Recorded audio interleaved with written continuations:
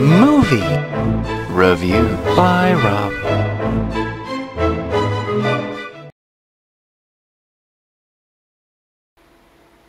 Hi guys, Rob here. Today I'm going to be reviewing the 1991 film The Willies. Okay, so let's get into it.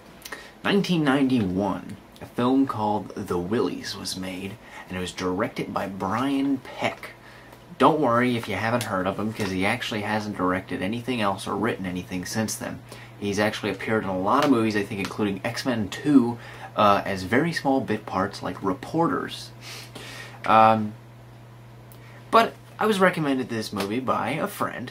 I'm wearing the 90s gear as best I can, equipped with slap bracelet. Or was that 80s? I don't know, kind of the 90s, very forgettable, don't you think? Well, like I said, the film was done in 1991, although I think the entire time I really felt like it was a 1980s film. The general premise is one I greatly appreciate. It's kind of like Creepshow, definitely not on par with Creepshow, but where a bunch of stories are being told by a storyteller, in this case 3 young boys who are outside trying to camp, and they each have stories to tell.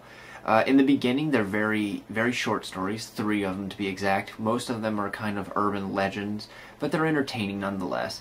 And definitely, I believe this movie was PG, possibly PG-13. Everything's very, even though the kids are involved and there's a little bit of gore. By gore I mean blood, fake blood.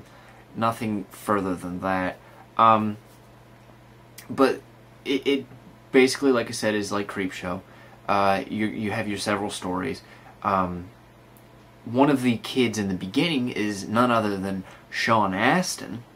You guys know Sean Astin better from probably, let's say, Rudy or The Goonies. Hold on, I'm getting a call on my brand new phone. Uh-huh, yeah. Yeah, yeah, uh-huh, yeah, yeah. Uh-huh. As if. So, back to the review. The very first feature story, which is a little bit longer, it runs about 20-25 minutes, is about a young boy who is basically picked on at school. It seems like the general plot throughout this film is bullies and being picked on and how you get your up-and-comings. But the bully is picks on this young child, and the child befriends a janitor that works at the school, and the janitor says that he'll have his back. The kid proceeds to use the bathroom during a test and is attacked by a monster. When he goes to tell his teacher, the teacher makes fun of him, sends him back to the bathroom. Upon investigating, he finds out that there is the dead body of the janitor, and the monster pursues him once again. On the 3rd time, the teacher comes along with him, and you can kind of figure out what happens, but I don't want to ruin the twist. But this is a 1991 film. If you haven't seen it, I recommend seeing it, but the monster is, of course, the janitor. The monster, however, is played by James Karen, which was a delight. If you guys know, was from Return of the Living Dead. He played the character of Frank. Screen presence was excellent. I mean, just seeing him alone in it was great. The other feature story stars none other than Michael Bauer, who plays Donkey Lips in Salute Your Shorts. For those of you who were raised in the 90s like myself, we watched Nick Jr., and Donkey Lips is a face I always recognize, even when he made an appearance in Dude, Where's My Car?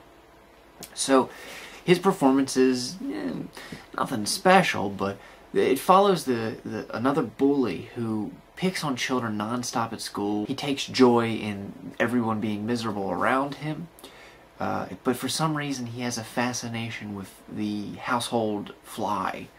He collects them, he rips their wings off, and he creates little vignettes of diagrams, of stories, of battles and churchgoers and 1950s cafes. It's very odd. Very fascinating, but the pacing on it's a little slow. But in the long run, the story is about how this bully gets his up-and-comings. I don't want to ruin this one. I definitely want you guys to check it out if you get time. I'm assuming it's hard to get, and if not for Sean giving me a copy of this, I probably would have not seen it for a very long time.